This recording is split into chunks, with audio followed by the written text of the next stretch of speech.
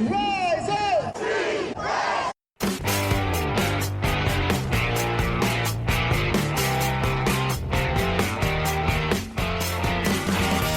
This is the Rise Up See Red podcast, all about the Arizona Cardinals and the NFL, featuring insider and outsider perspectives. Enjoy the best hour of Cardinals talk on the web. Now here are your hosts, Jess Root and Seth Cox.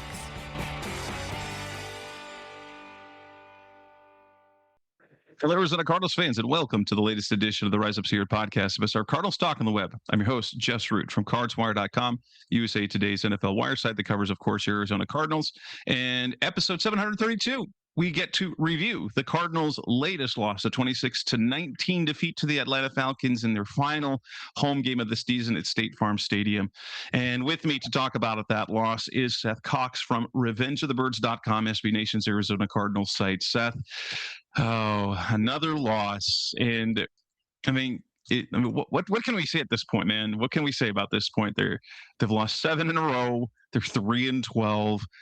They've gone 1-12 in their last 13 games. They're 1-9 since Jacoby took over. They're 0-7 with a point differential like minus 102 since it was announced that Jacoby was starting moving forward. He wasn't just replacing.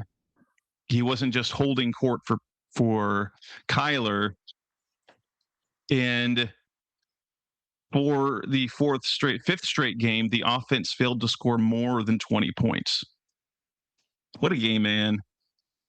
Yeah, it's been really interesting because it doesn't seem like the offense has competed since that loss to the Packers in a close game, and I get that they beat the Cowboys the next week after their bye, but that wasn't really a close game either, right? I mean, that was just a kind of a thorough win for the Cardinals. But since that Green Bay game, their offense is either putting up a staggering amount of yards in blowouts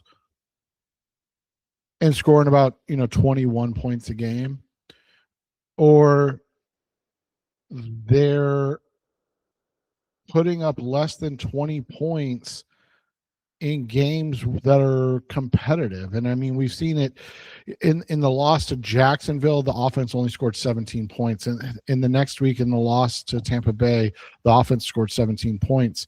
And then obviously this week they only scored 19 points. With sacks, they have sub 200 yards passing. They have the turnover at the end of the game, and it's just kind of wild to watch a team that was good offensively last year, not great, top 12 in efficiency, top 10ish, right,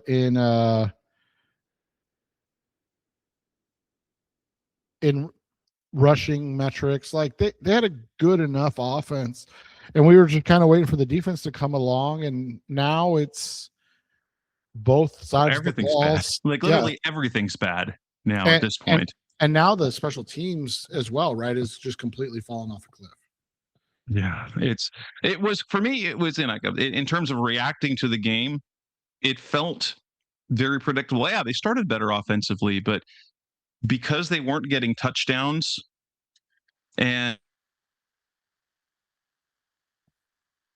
I didn't feel the entire game that there was any way that they were going to be able to sustain it. And lo and behold, as the Falcons remembered, they have a guy named Bijan Robinson, that it eventually just fell apart. And on top of that, how predictable was it at the end when they have a chance to go down for a final drive and tie or win the game, only to have it fail and not even be close.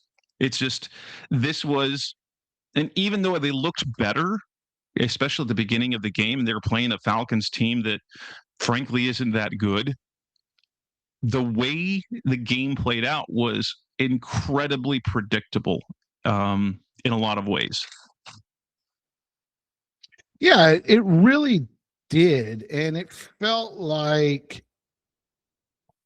just felt like they were never going to make the play that they needed to make in order to get closer. We knew they would struggle to stop Bijan Robinson, and in fairness, everyone does. Yeah, exactly. I mean, he leads the NFL in yardage. Like, he's a freak of nature. He had 168 yards from scrimmage and a touchdown. He was basically unstoppable for them. And you look at it, and it was, it's just interesting. They ran the ball so effectively in this game for the first time since the Tennessee game with Kyler. Now, they've been efficient with their run game, but they haven't actually tried to utilize it in a while. They haven't had over 100 yards rushing since the Seattle loss. And this was a game where, like, you kind of saw what the run game could be, right? And it was, on the flip side, the inability to throw the ball in meaningful situations that really led to their downfall in this game. They did a decent job against a good Atlanta pass rush. I mean, they only gave up 2 sacks, half a sack to Brandon Dorlus and James Pierce, 1 sack to Arnold Ebiketie. They only gave up 5 quarterback hits, and 3 of those, were part of those sacks, right? Ruke Aurora had 2 quarterback hits, but I mean, that matched guys like Darius Robinson, Calais Campbell, right? Walter Nolan before the injury. And so it wasn't like they were just thoroughly outplayed, but it felt that way. It felt like it was one other cases that they don't know how to win.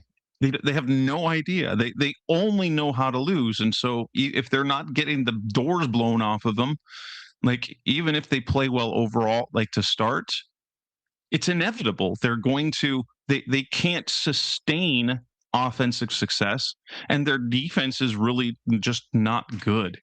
Let's dive into the offense. Coming next on the Res of Sierra podcast, Mr. Cardinals Talk on the Web. Let's move on.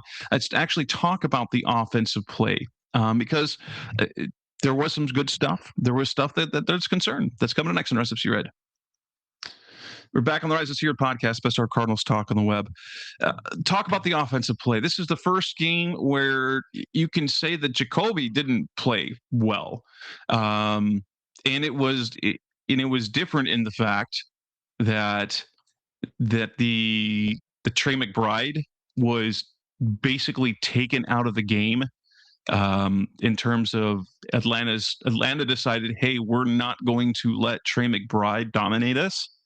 It led to Elijah Higgins having his best game as a Cardinal in the NFL. You talked about the run game being nice, but that was one of Atlanta's weaknesses. They aren't good against the run, and finally the Cardinals committed to doing it, and I think in part that was simply because they got points early. So they got points early, and then they picked off, they got the interception, the turnover on downs. And so they were able to build a 10-0 lead. And so it allowed them to sort of use the run game. And since Atlanta's run defense isn't good, you got to see a little bit of success there with Michael Carter and Corey Kiner, and then the few touches for Marty DiMercato. That sort of committee, it was solid. Yeah, and it's one of those situations where it begs the question of what is wrong with the offense overall, that it can't sustain that success, right? That it cannot leverage a lead into anything more. I mean, it's not like they were up 17, right? Like, no offense, Oklahoma Sooner fans, but it's not like they were up 17 in the game.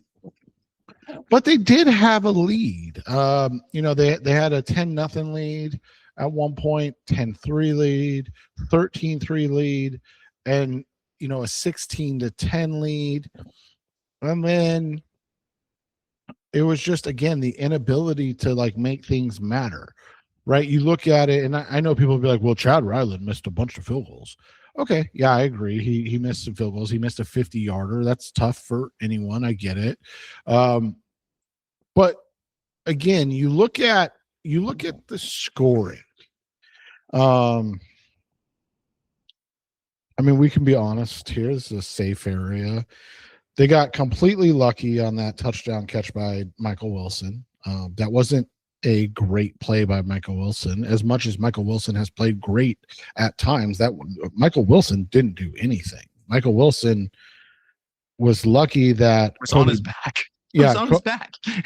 Kobe Bryant's arm was between the ball and the ground, and it just happened to bounce back into his chest. But you look at it, right? So that puts them up 10-0, and then they're up 10-3, Jess, right?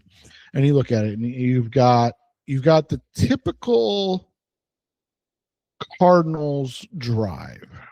You've got Michael Carter for 5 yards, Michael Carter for 3 yards.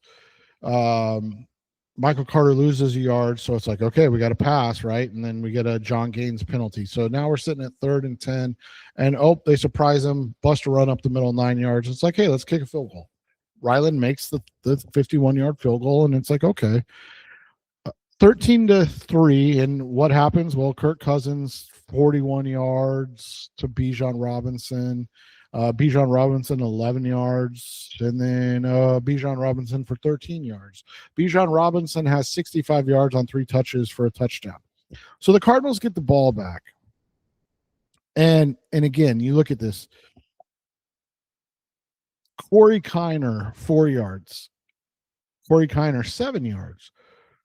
Corey Kiner, 6 yards. Corey Kiner, 9 yards. Corey Kiner, 3 yards. Corey Kiner, 3 yards. And then it's incomplete pass, kick a field goal. Why? Why? You're literally running the ball at a 6-yard per average clip. And your immediate reaction is on 2nd and goal from the 6 is better throw the ball twice. And that gets you back up 16-10. And again, the Falcons just methodically go down the field, get in position, and score a touchdown.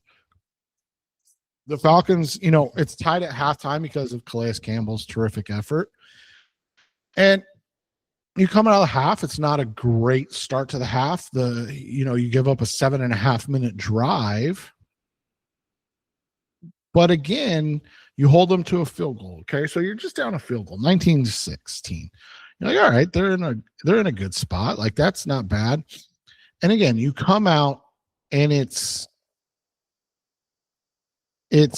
Michael Carter with a 21-yard run. Okay, Michael Carter 3-yard loss. All right, better just start loading up and throwing the ball again, right? Like, so they run the ball. That's their first possession of the half. They run the ball 3 times. They've been averaging, going into the half, they averaged 5.9 yards per carry. They had 95 yards on 16 touches, just under 6 yards per carry.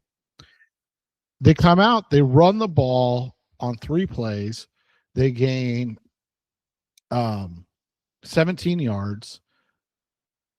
Okay. And then they missed the field goal. And so it's like, okay, that's when you kind of knew, right? The wheels were coming off.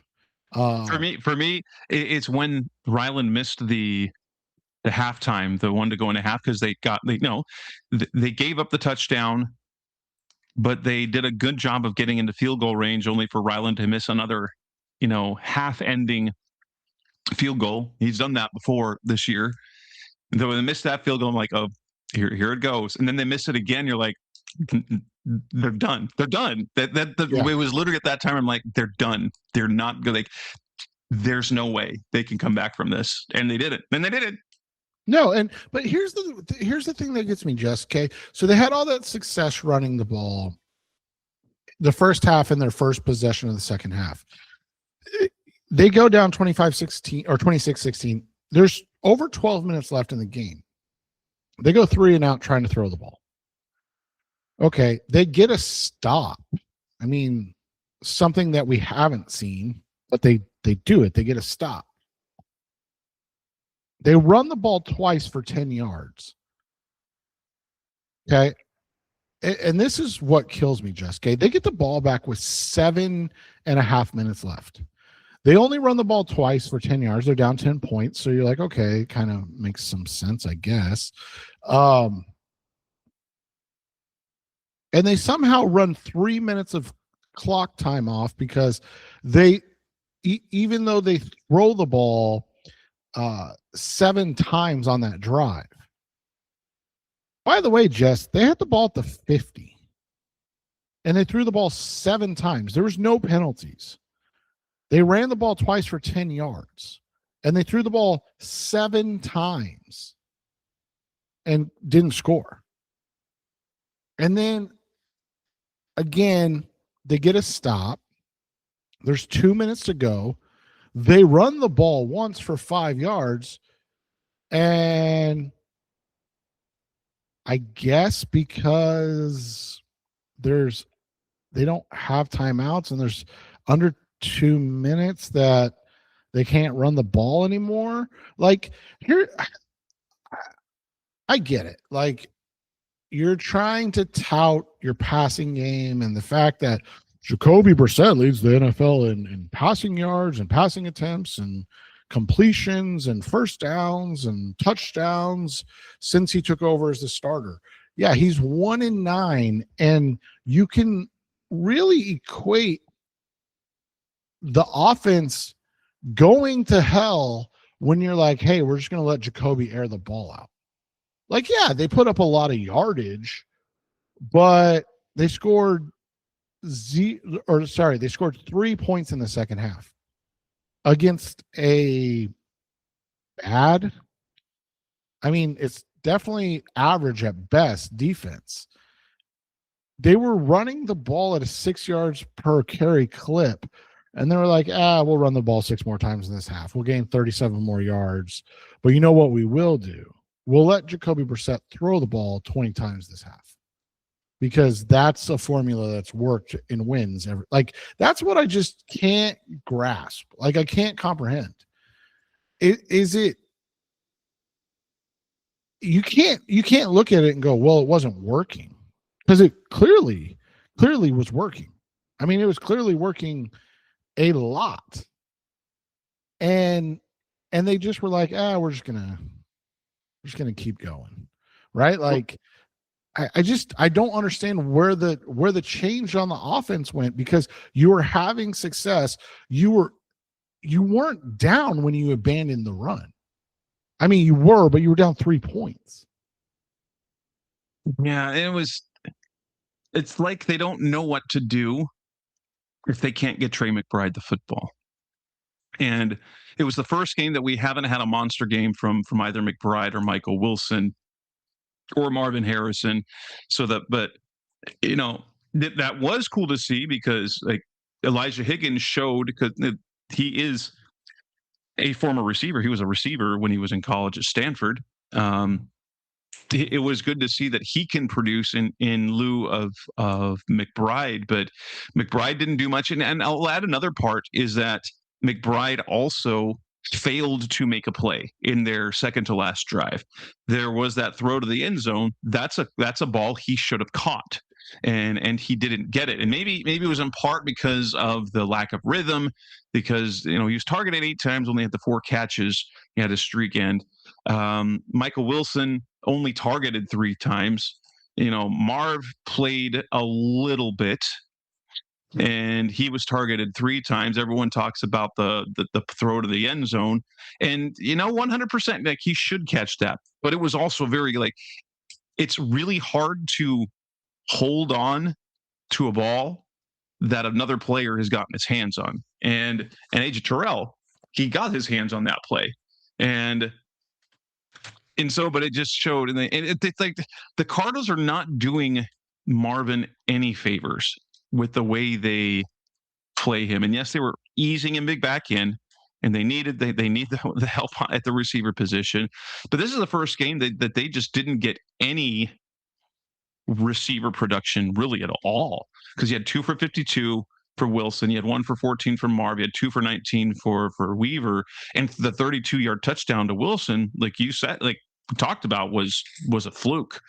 But Higgins, it was good, but other than that, it was a really, really interesting notion as to what they weren't able to do, because they're the bread and butter, which has been ball to McBride, ball to Wilson. They were unable to do that at all. Yeah, and it's just interesting that it's one of those situations where this game, where it felt like they should be able to throw the ball fairly consistently. I mean, again, they have a decent pass rush, right? Like we highlighted that coming in. They're okay in yards. They do intercept the ball a lot. We talked about that, but they just, I mean, they're a team that, yes, they do a decent job against the pass, but they're not better than the Houston Texans, right? But I go back to that Houston Texans game and people being like, oh, look, Jacoby scored the most fantasy points out of every quarterback that's played the Texans. Yeah, in a game that was not competitive in the least. Like, the game was never even close. So it just becomes one of these situations that you look at and you genuinely wonder, can they compete when things aren't out of hand? Yeah. Let's talk about the defense. Coming on next on the Rise Receiver podcast, Bizarre Cardinals Talk on the Web. Let's talk about the defensive play. What did we like? What did we not like? That's coming on next on Rise Red. We're back on the Rise Receiver podcast, Bizarre Cardinals Talk on the Web, talking about the defensive play against the Falcons. And I guess the first thing that we have to mention is the fact that, once again, and you look at the other side, the Falcons did a good job of making it so that Trey McBride would not hurt them. The Cardinals did not do that with either Bijan Robinson or Kyle Pitts. Drake London didn't really hurt them. In fact, Will Johnson had a really good game against him, granted in London's first game back from his knee injury. But Kyle Pitts made clutch catches. Bijan Robinson was a problem. And it was just another case that the Cardinals simply are unable to take out like an opposing offense's top weapon. They for some reason just do not have the means or strategy to limit that. Yeah, and again, that comes back to is that a weekly scheming issue that they can't even, like, you and I talked about it before the Houston game, and again, Nico Collins is really good. He is. But like, you felt like,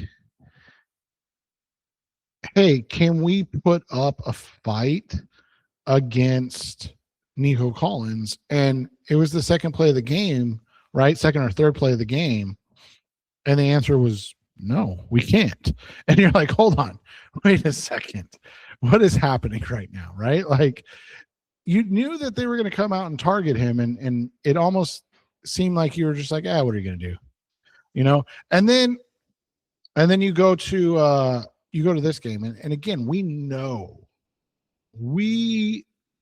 know that it is going to be really, really tough for them to stop Bijan Robinson. He is phenomenal. And so you almost can be like, all right, if he beats us in the pass or the run game, like it is what it is, right? Like a couple of those runs, the one that got called back for a holding that didn't seem like a holding, but we'll take it. You're like, holy, like genuinely, you're like, what in the hell? Like, what is this sorcery? But when it came to passing, I had a lot of questions. And the first one was, hey, why is their best player wide open? Like the play he made against Akeem Davis Gaither, right, on the check down where he just beat Davis Gaither. Again, you just shrug your shoulders. You're like, that's a dude that's better than everybody else on the field. It is what it is. But the touchdown, I was genuinely like, guys, is it just that they know, like everybody knows what they're going to do in certain situations? I mean, we talked about that after the Tampa game, right? Like, oh, when they're in this set, this is the look they're going to give you, or this is what they're going to do. And so is that just it? I don't know, man. Like, it's just wild to me that they can't scheme better for a fantastic player. Like, there's not a question of what's going to happen, right? Like nobody was like, oh man, I wonder if they're going to try to get Bijan Robinson involved. Like it was just, and then they come out there and it's like, okay, well, they can't stop Bijan. And then it snowballs, right? And then it's like, well, they can't stop Kyle Pitts. They couldn't stop Tyler Algier either. To be fair, they did a nice job. I mean, Will Johnson had a great game against Drake London. I think you and I could both agree on that, right? 3 catches, 27 yards, long of 12. But like 14 catches for 150 yards and 2 touchdowns for Robinson and Pitts through the air. I mean, a running back. And again, don't get me wrong, Bijan Robinson is probably the best running back in the NFL. So, like, I don't want to sound like I'm disrespecting him. I'm not. And then 155 yards on the ground on 32 carries. Like, 300 yards of offense for 3 players is genuinely just unacceptable. Like, at some point, you have to offer resistance against the opposition.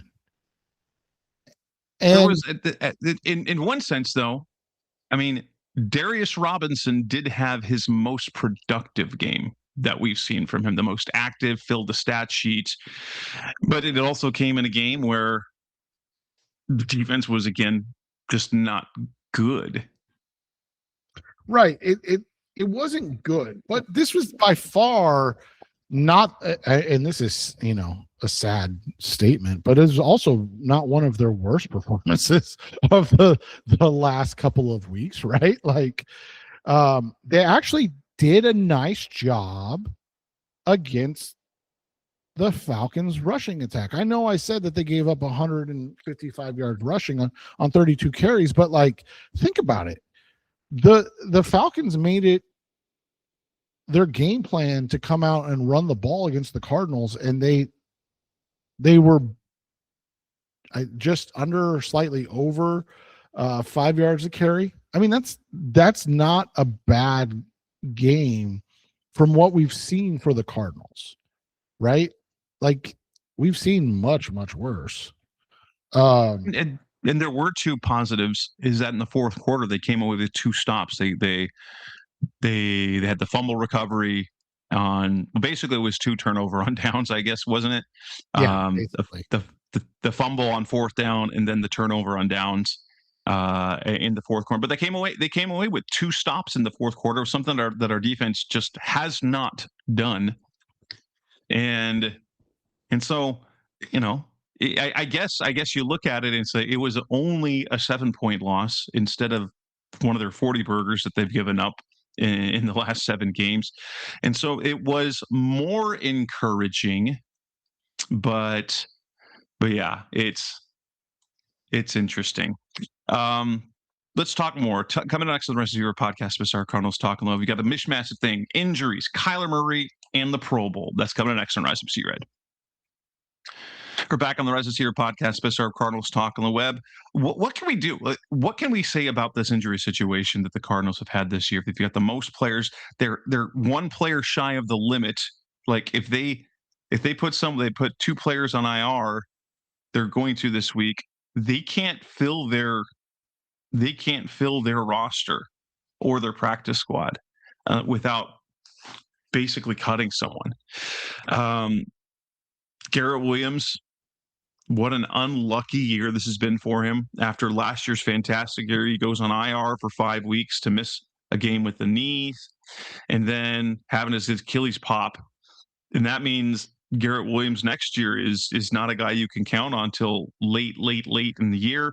Then Walter Nolan, also incredibly unlucky year, has the calf injury right before camp, and this is the first 6 games of the year. Comes back, he plays well, misses 2 games with the knee injury, and this looked like his knee injury looks like it needs surgery. Jonathan Gannon wouldn't say if he needs surgery yet, but his year is done. And the promising addition to the defensive line, the Cardinals just cannot catch. The Cardinals cannot get a break other than Bones when it comes to injuries this year. Like, what can we say about this? Is this a training issue? Is this a curse? Is this body? Is this scouting in terms of body type? I find it hard because injuries are going to happen, but the Cardinals are dealing with a staggering number of injuries, more than the running back position, the quarterback position, the defensive line. It is just they keep taking hit after hit after hit. And is it like what can you say about injuries in that sense? It's tough, man. I mean, you do have to with the litany or the vastness. I don't know what the correct terminology I'm looking for is here, but the reality that they've had so many injuries, you have to begin to question whether or not their strength and conditioning and that stuff is working, right? Like, especially along the lines. Garrett Williams, like you said, is just, I think, I shouldn't say that. It seems that it was unlucky. Now, there could obviously be some things that we would look at and go, hey, they probably shouldn't have been playing him, right? Like, maybe they should not have played him. Maybe he was overcompensating for some lower leg injuries. Maybe trying to come back like he was not the best idea. And we can definitely play Monday morning quarterback on those aspects, but I do think that there is a concern about how many injuries they're sustaining, especially along the lines. Is it a coaching technique thing? Is it a lack of strength and conditioning? Is it the field? I mean, we know that the field is an issue. So is it the turf that they play on? Those are all things that have to be figured out, but they're all fair questions too. And then we go to something that went a little bit under the radar, is that Kyler Murray was not present at the game.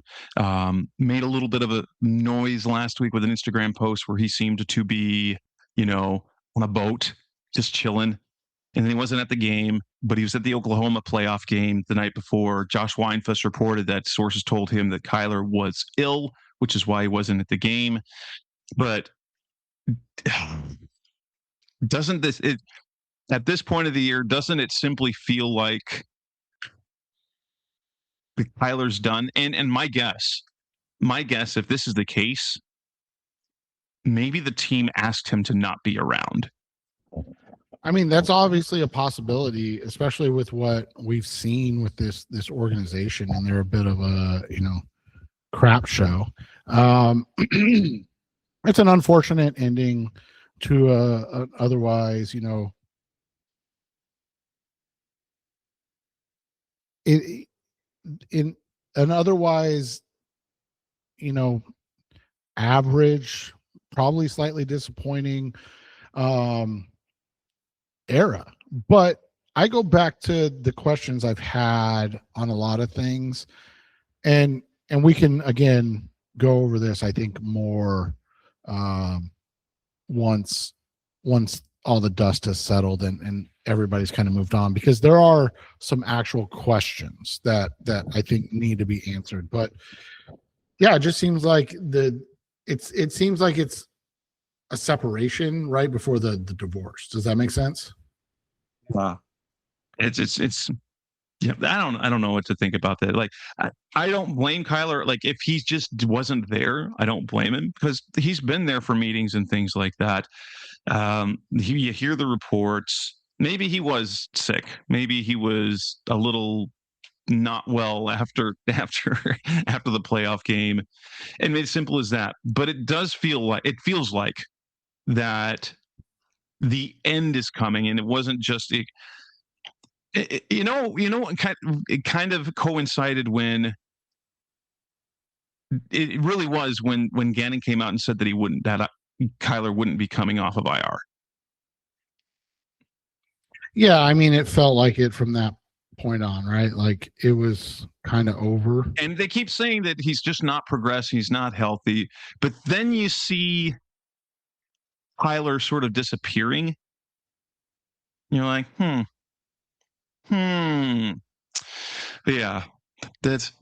I'm sure there will be stories that come out after this is all through, to kind of see how this goes.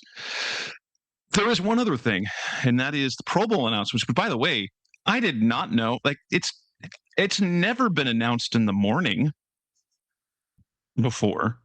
I don't think. I've always waited for an evening announcement for the Pro Bowl. It's always been in the evening, and then surprise, it's the morning. Trey McBride and Budda Baker making the Pro Bowl. For Trey McBride, 100% expected, 100% deserved. Do you think this is the last one for Budda?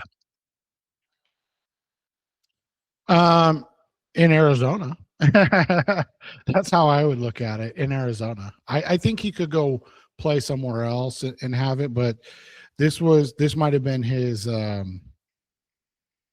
swan song in terms of Arizona, and what he's done, and because he didn't have a great year, so it's just you look at it from that perspective, and you wonder if this was his congratulations type thing.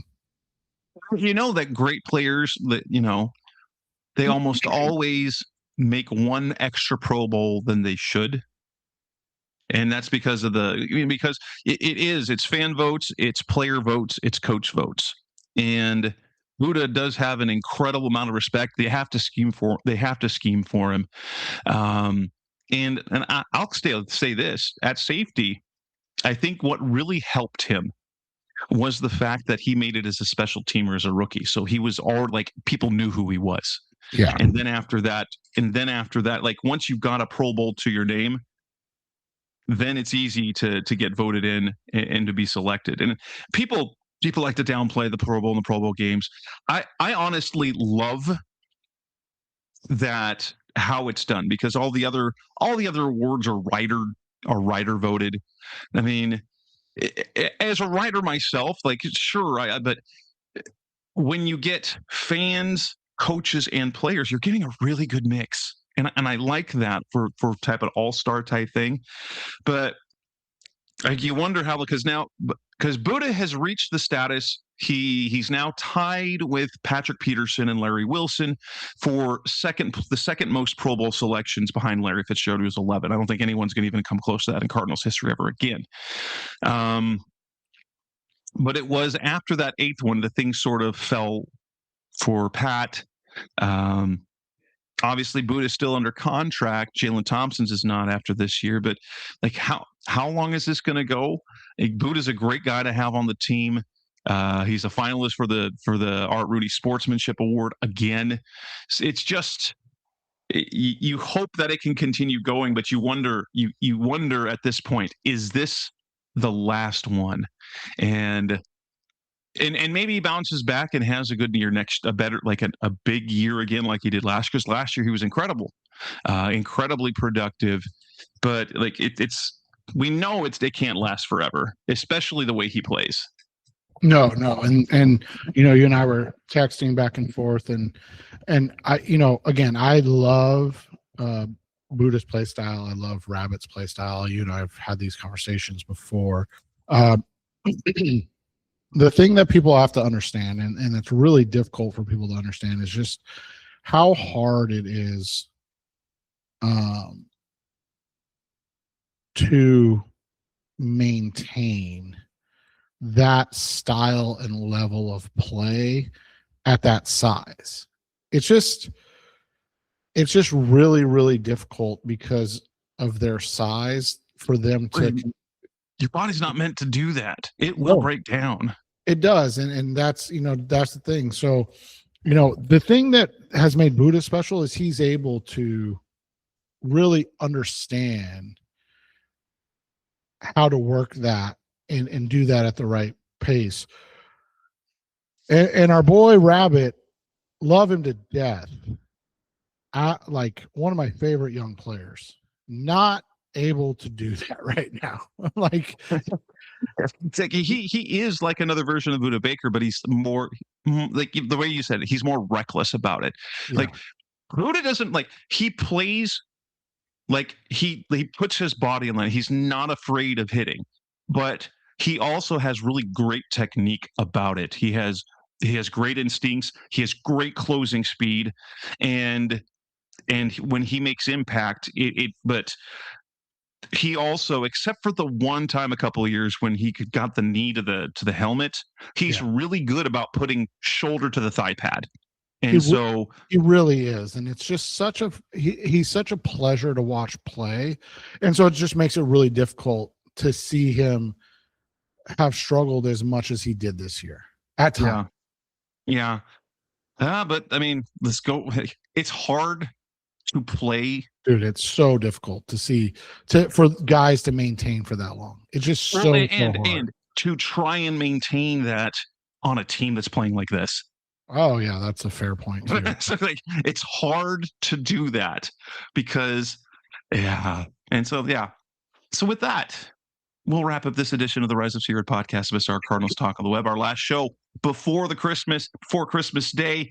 I know I have Billy Rossetti from Bengals Wire coming up. Seth and I will figure out whether or not we can get together for a preview show. If not, I can record. I can do that too. So until then, that's Seth Cox. I'm Jess Root. Thanks for listening. As always, we'll be back again soon.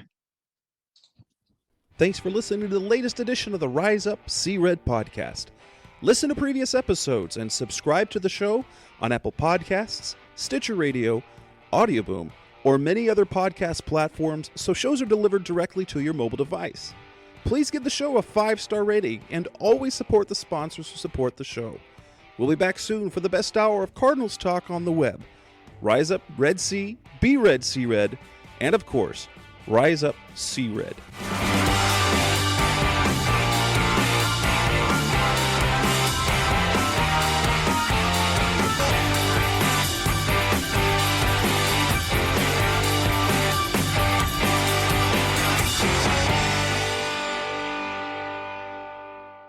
Red!